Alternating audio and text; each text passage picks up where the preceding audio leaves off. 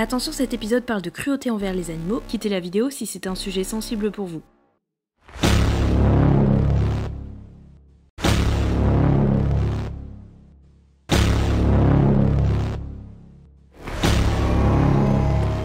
Cette scène cruelle et aussi bizarre a bel et bien existé. En 1386 à Falaise, en Normandie. Et il s'agit de la condamnation à mort d'une truie. Oui, j'ai bien dit condamnation, car figurez-vous qu'en Occident, on a fait des procès d'animaux du Moyen-Âge jusqu'au siècle des Lumières. Oh non, vous n'êtes pas prêts. Car ça se déroule exactement comme les procès pour les humains. Les animaux sont arrêtés, mis en prison, on leur donne un avocat, parfois on les soumet à la torture, apparemment il y aurait une truie qui aurait soi-disant avoué en 1457, on leur signifie leur sentence dans leur geôle, et puis on exécute cette sentence. Par exemple, la truie de Falaise avait mangé le bras et le visage d'un bébé. Ah oui, gore aussi, hein. Et pour qu'elle serve de leçon à ses congénères, oui, tout à fait, de leçon, on a demandé aux paysans de venir assister à l'exécution avec leurs cochons. Voilà. Car la Bible dit que les animaux ont une âme, même si ce n'est pas la même que les humains. Donc ils sont responsables de leurs actes. Et elle dit aussi qu'il faut tuer les animaux homicides. Donc on condamne toutes sortes d'animaux pour meurtre, blessure, vol de nourriture, désobéissance ou encore toute action qui ne correspond pas au comportement normal de l'animal. Par exemple, en 1474, un coq a été condamné pour avoir pondu un œuf. Et on les a foutus au bûcher tous les deux.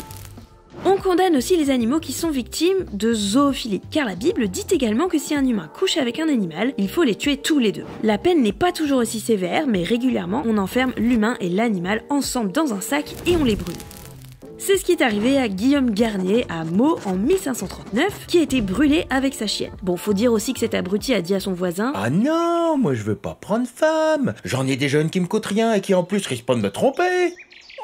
Les animaux sont aussi condamnés dans les procès de sorcellerie, soit parce qu'ils ont servi à la magie, soit parce qu'on les considère comme les métamorphoses des sorciers et des sorcières. Comme en Écosse où on a brûlé un chien, enfin plus précisément où on a brûlé un sorcier qui aurait choisi de mourir en chien plutôt qu'en humain. Ah oui, c'est pratique pour éviter le bûcher. Et enfin, la dernière grande catégorie où on condamne les animaux, c'est en cas de ravage des récoltes. Là, ça ne relève pas d'un tribunal laïque, mais de l'autorité de l'église. Et encore une fois, vous n'êtes pas prêts. Le premier cas qu'on connaît, c'est en 1120 dans le diocèse de Laon. Des vignerons se sont fait ravager leurs vignes et ils attaquent en justice les mulots et les chenilles du coin. Vous êtes convoqués au tribunal. Le jour J, on ouvre grand les portes du tribunal et on attend. On leur assigne alors un avocat et on démarre le procès. On finit par prononcer leur sentence, les animaux sont excommuniés. Ok, ça roule. Et ça a dû leur faire une belle jambe aux chenilles. Une jambe aux chenilles, parce que... Ah bon, on a des petites pattes, hein? Oui, bah c'était une blague. Des procès de ce type, on en a un bon paquetos au fil des siècles. Dans le même diocèse, on a aussi excommunié des mouches. Ok. Ou encore, en 1596, on a purifié l'eau du port de Marseille pour exorciser les dauphins qui l'avaient envahi. Ça roule. Mais encore plus fou, à Florence, en 1498, on a condamné une cloche pour avoir sonné un assaut. En punition, elle a parcouru la ville sur la charrette des condamnés à mort et elle est restée en exil dans une cave pendant 11 ans. Moi aussi, ça me fait une belle jambe. Ou encore en Alsace, suite à un meurtre commis dans une forêt où on n'a pas trouvé le coupable, on a condamné à mort la forêt elle-même.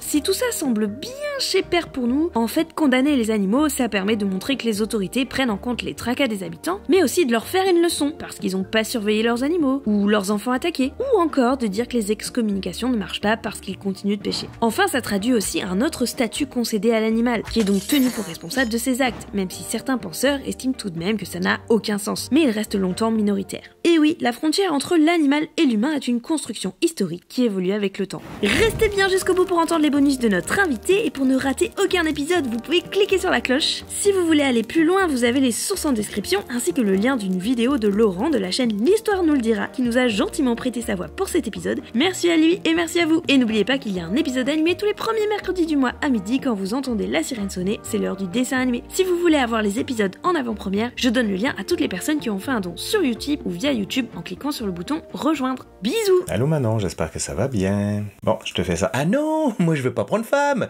J'en ai des jeunes qui ne coûtent rien. Et puis, ils risquent pas de me tromper en plus. Ah non, ça non. Oh non.